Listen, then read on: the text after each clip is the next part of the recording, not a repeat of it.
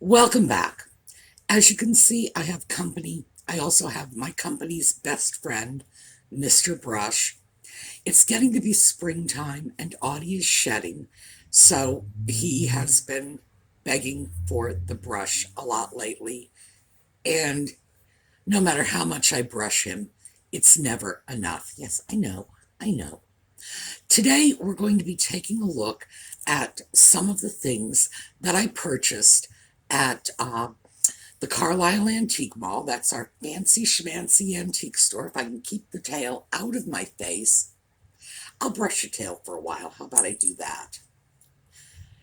And on this particular segment of the trip, I paid an average of just under $6 for all the items. And as you know, one of the reasons that we talk about going to the fancy antique store as an alternative for those of you who don't have thrift stores in your area is because you can indeed get thrift store prices in the fancier places, and you can get some very good buys there. You just have to shop carefully. So, we're going to take a look at that shopping when we come back.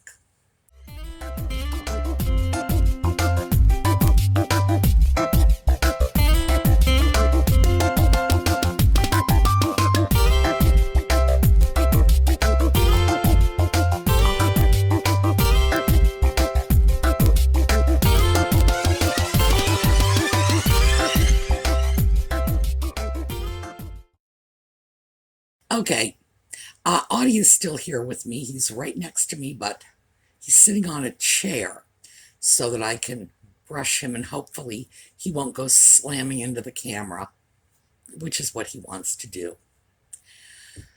Today, I'm showing you the things that I got starting on the third floor. And when I got up to the third floor, I immediately found a really interesting planter. I believe it is Royal Copley. I have not been able to authenticate it as Royal Copley.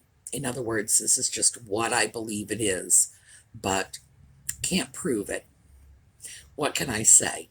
Very pretty planter, good price, so let's take a look at it. Okay, second floor, I have found my first purchase candidate. I will probably be coming back for this, but for the moment it's staying here. $9.50. This is a beautiful planter, unmarked, probably American. In fact, if I had to guess, I'd be inclined to say Royal Copley. Very pretty. Love the glaze work. This beautiful sort of dark purplish maroon, fading into pink, fading into white, and that little beak in yellow just for a bit of punch. I like that. That shows us that somebody thought out the artistic design of this piece and didn't simply glaze willy-nilly. Nice piece. We'll probably be coming back for it. These mid-century bird image planters, and I believe this one is a duck. It looks like a duck to me. They were just very, very popular. Royal Copley has dozens of bird planters they came out with. In fact, saying dozens could even be a fairly low estimate. And they came out with these in the mid-century. Very popular. They all have, there we go, a certain look to them. Strong on the pinks and the blues. Very pretty, beautifully glazed. So when I see them, I never hesitate to grab them, especially if the price is good, because they are popular. They will sell. People love them. And what I look for when I buy them is, number one, good condition. I don't want nicks or dings or flaws or chips in the glaze. That's first and foremost. Second, I want appealing colors. And this duck planter with the ranges of pink through that burgundy purplish color, and then that little pop of yellow, I just think it's very attractive. And pretty things sell.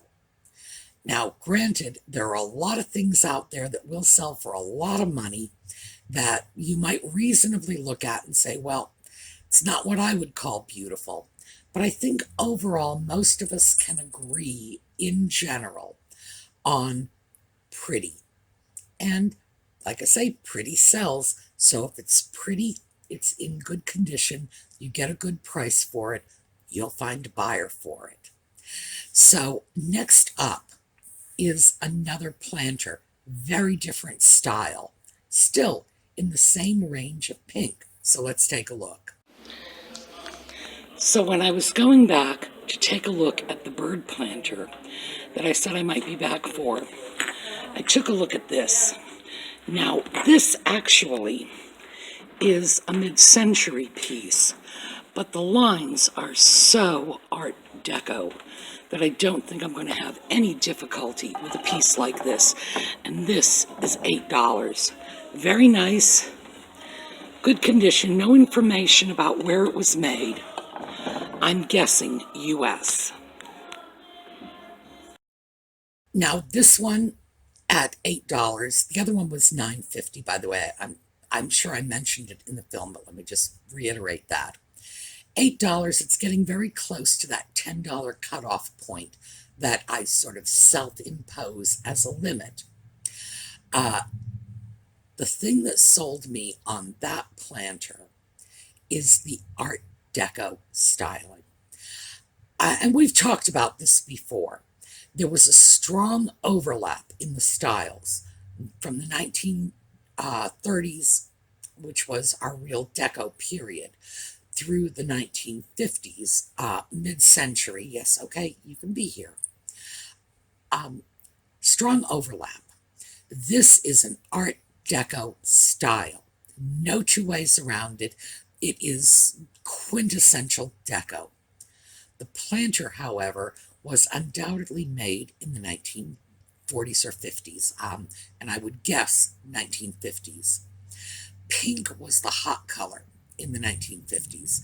Geez, they loved the daylights out of their pink, especially in combination with black. Think Elvis. And pieces like that are fairly easy to identify. The lines tell me it's Deco, the color tells me it's 50s, and knowing that Deco style was hot in the 50s too, was a heavy influence on the 1950s, that's what cinches it for me. Also, although planters were in common use in the 1920s, they really came into their own in the 50s, particularly those rectangular planters, which were designed to sit on a windowsill. So they were longer than they were wide. They sat on the windowsill. That was how they were used. You see a planter of that shape, you can almost guarantee it's mid-century. This one, because of the Deco styling, it's going to be a piece of cake to sell because people love Art Deco.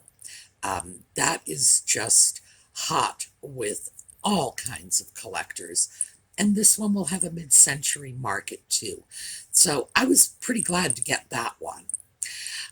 Next up, this is a smaller piece, and it was a bit of a surprise to me to find it where I found it. So let's take a look.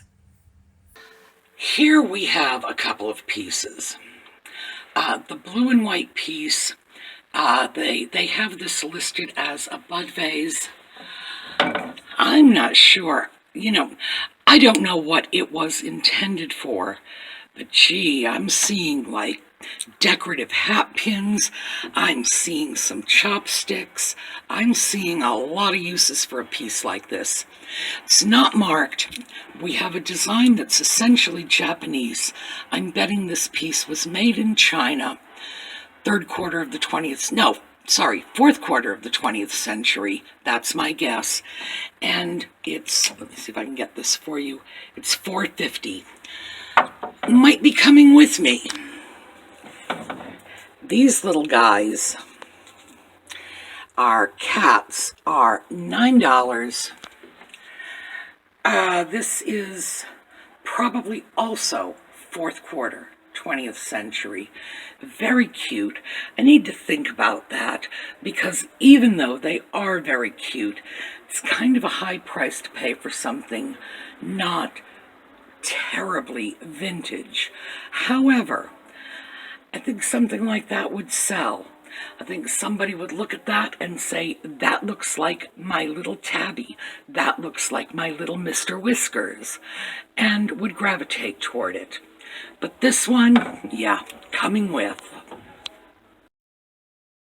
Well, this is a little blue and white. They call it a bud vase. I'm not sure what it was intended for. The thing is, with Chinese porcelain like that, it could be a brush holder. Brush holders were often larger, but they were small as well. I'm seeing this as a holder for anything that is long and narrow. I could easily see that on a kitchen counter with half a dozen chopsticks in it. I could see it on a dresser with a few decorative hat pins in it. All depends. Could even migrate into the bathroom to hold the makeup brushes. The thing that's interesting about this piece is I'm fairly certain it's Chinese. Third quarter, fourth quarter, I would say, 20th century. Old enough to be vintage, but not respectably old, if you will. And this is a fine line. In general, vintage is thought to be at least 25 years old. Some people hold that to be vintage, it needs to be 50 years old. And over 100 is antique. So I would say this one is in the age range of somewhere between 50 years old and 25 years old, somewhere in there. So fourth quarter, 20th century. Undoubtedly made in China. I recognize the style, but the pattern, the design is very Japanese. So that makes it a bit unusual. I certainly did not expect to see it in a shop that has mostly contemporary Western items. So that was $4.50. At $4.50, that piece is a good price because an Asian piece, well styled, well designed, perfect condition, yeah, $4.50, definitely a good price for it. So I left the little cats behind, but because they were all together, I thought I would show you the cats. And the cats, they were, I believe, $8.99 for the pair. Salt and pepper shaker. Nice. That was a good retail price, but for me, no. It just wasn't quite low enough. So they stayed behind. Next up, we are going back to that wonderful Empire Bureau that I like so much. The one where they've done all the refinishing work, all the hard work anyway. And the new owner will only have to do a final sanding coat, stain it, varnish it, and it's good to go. And I'm still thinking about that. On top of that, very cute piece. So let's take a look. So, same booth as our beautiful Empire Bureau. A little metal trinket tray. I don't know if this is enameled or painted. It feels enameled to me. No idea where it comes from. At $3, even though I can't tell you where it came from, I can definitely tell you where it's going. Now, I'm going to call that a little ring dish, the kind of thing you might keep next to the sink in the bathroom, in the kitchen. You take your rings off when you're doing the dishes or washing your hands. Very tiny little piece, but tiny little catch trays like that are remarkably useful. You can do almost anything with them. I tend to take my earrings off in all kinds of places, so I keep little porcelain, um, usually little rose medallion boxes on my desk, on my dresser, in the bathroom, so that when I take my earrings off, I have somewhere to stick them. Otherwise, I will lose them. And believe me, I've done that before. So I love little things like this. You can just stick something in it temporarily, and usually that gives you 4 or 5 spots around the house to go looking when you've mislaid something. Yeah, it's got to be in one of them, because that's what I do, take them off and put them in those little containers. So, pretty little piece, very inexpensive. That means I can sell it inexpensively. And when you have a pretty item that you can put a low price on, it's going to sell. Next up, this is an interesting piece from Japan, and it has all of the characteristics I look for when I'm picking up odd little porcelain pieces like this. So let's take a look. Okay, here we go. $6. This is a mid-century Japan import. It is a soap dish, would have been hand painted, probably designed for the kitchen. Well, actually, it says scouring pad. Probably designed for the kitchen.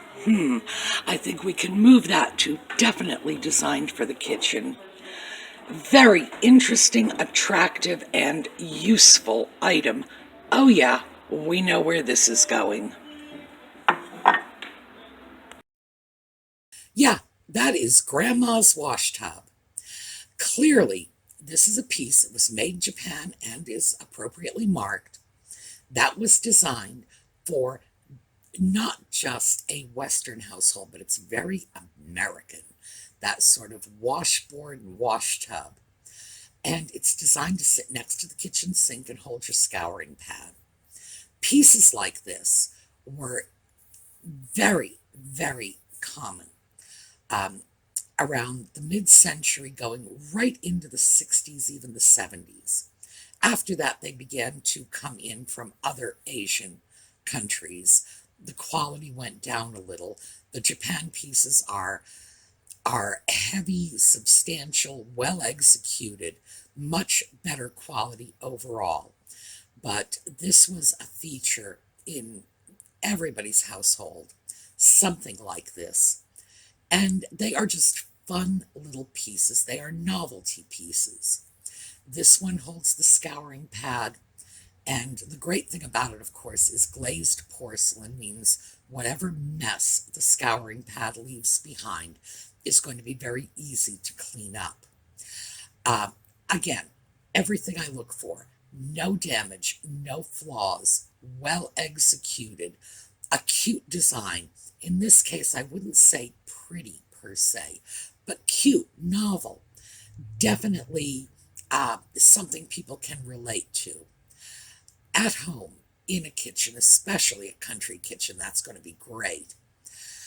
And the price was very good. At $6, oh yes, that was a really, really good price for this piece. So, as far as that goes, perfect. I am just head over heels in love with that as a purchase. Same booth, picked up another piece. Same booth. This is a small ashtray, and our price, let me turn that right side up for you, is $4. I'm not going to pick the tag off to look at the markings. I'm fairly certain it's Japanese, an import piece from the mid-century. At $4, definitely coming home with me. So this is the piece. And I don't know if you can see, because when I was editing the film, I took a look at this and said, I didn't mention this, but I should. This is lusterware. And it's very hard to tell because it is just the palest cream color. But this is a beautiful example of Japanese lusterware, very small piece. And of course, I did peel the sticker off the back once I got it home. And it says made in Japan. Now, keep in mind, if I had any doubt, I would have peeled the sticker right off in the store, brought it down to the counter, and said, give this back to your vendor and let them know not to hide the marks. Nice piece. Ashtrays were ubiquitous in the mid-century. This is the sort of piece that probably would have originally come in a set because it's so small. As you can see, it's not a communal ashtray. Probably came in a set, and most likely came in a set of 4 that would have been laid out individually at a card table. That's just the way they did it. They played cards, they chain smoked. Okay, you know, welcome to the mid 20th century. Half the households in America were smoking households. And that's why we see a lot of pieces like this. We don't see a lot of pieces like this in good condition. The reason for that is nothing gets hard wear like an ashtray. You were putting out burning cigarettes in this. So over time they could get stained. They were easily broken. They were not considered fine porcelain pieces. You're nothing out cigarettes on them. So as a consequence, they were likely to be damaged. They were likely to be not highly valued in a household, therefore likely to be thrown away. God bless you. You sneezing? I'm sneezing too because I got cat hair on my nose, just so you know. Now, the reason I pulled this aside is because I wanted to talk to you about something one of our viewers recently asked me in a video comment, why I will call this a Japan piece and something like this a Japanese piece. And I didn't realize I had been doing that. But the truth is, both are from Japan. This is what I would call a Japanese piece. It's not just a piece, yes, of porcelain from Japan, as this is, which is why I will refer to this one as a Japan piece, because that's where it's from. This, however, I will call a Japanese piece, because it is in a traditional Japanese style. This is a Satsuma piece. And you have, the Amari and the Kutani and all kinds of, there is an almost endless list of styles specific to Japan, the traditional Japanese styles. And that is a distinction I make. I don't know how many other people make it, but I do, and I thought we would talk about that. Japanese, because not only is it from Japan, but it's clearly in a Japanese style. Anybody can look at this and without seeing a marking on it say, that is a Japanese vase. This, you really need to look at the marking on it to say, this is a Japanese piece. And of course, we've got the mark, we know it is. Because these pieces were made for export, made in Japan, not designed for the local market, not adapted to local taste. So a piece like this, which by the way is unmarked, which means it's not an export piece, this would have been made in Japan for the domestic market. It would have been intended to stay in Japan. And we know this because, well, it didn't really fit with Western taste. When the Japanese made Western import pieces, as you can see, and I hope you can see that floral design, very Western. This is your basket of sunflowers or whatever. American wildflowers, basically. designed to be exported to another country. It was never really intended to stay in Japan and get purchased by a Tokyo housewife to put on her bridge table. No, no, very different intent from a piece like this, which would have been designed for the local market. This would have gone into a Japanese household. And certainly, I mean, I'm glad it made its way over here because it's a very nice piece, and it can be quite difficult to get our hands on pieces like this. So I wanted to explain that distinction because, as I say, I didn't realize I was doing it. And so without realizing it, I may well have caused some confusion. It's a clear distinction in my mind, obviously, because I used the terms enough for someone to pick up on it and say, why do you call this one Japan and that one Japanese? Yes, when I say Japan, I'm referring to the country of origin, and that's all I mean by it. If I say Japanese, it's because it's a Japanese style as well. So, hopefully I will have cleared that up. And do keep in mind, there are a lot of wonderful Japanese items that were made for export. The beautiful pieces, the Nippon pieces that came over in the early 20th century, they had a great combination. Some of them were very Western images, very European, if you will, styling, European flowers, European designs, even right down to the type of item itself. A coffee pot, for example. The Japanese were not big coffee drinkers in the early 20th century. What do they want with a coffee pot? A sugar bowl, a creamer. This was not part of the ordinary Japanese person's daily life. They were intended from the get-go to be export pieces. So that is the distinction, and that's how I use the terms. There is no rule. So if you looked it up in the dictionary, you're not going to find that. But I know I'm not the only one who does it, because when I talk to people who are knowledgeable about Asian porcelain, if I refer to a Japan piece as opposed to a Japanese piece, they're absolutely right on board with me from the get-go. So I did want to just make that clear. It's not carved in stone. You won't find it in a dictionary. You won't find it in descriptions of how to describe Asian porcelain. No, it's sort of an informal convention.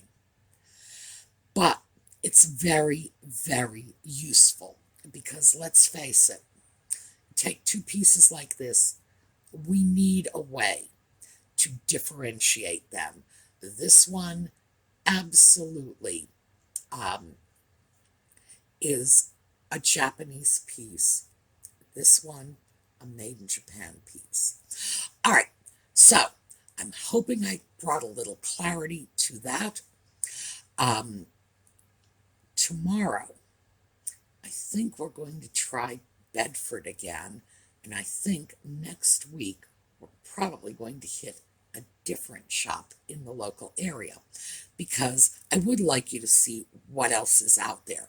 I keep going back to Bedford, to be honest with you, because that's where the deals are. That's where I get my best items for the best prices. And you've been with me. It's usually better than thrift store prices, so obviously I'm going to keep going back. But we do have some other shops, and I think next week, because the weather's getting good, we'll take a trip, check some of them out. All right, have a terrific day. Let's take a look at some slides from Brownhaven, and I will see you all tomorrow.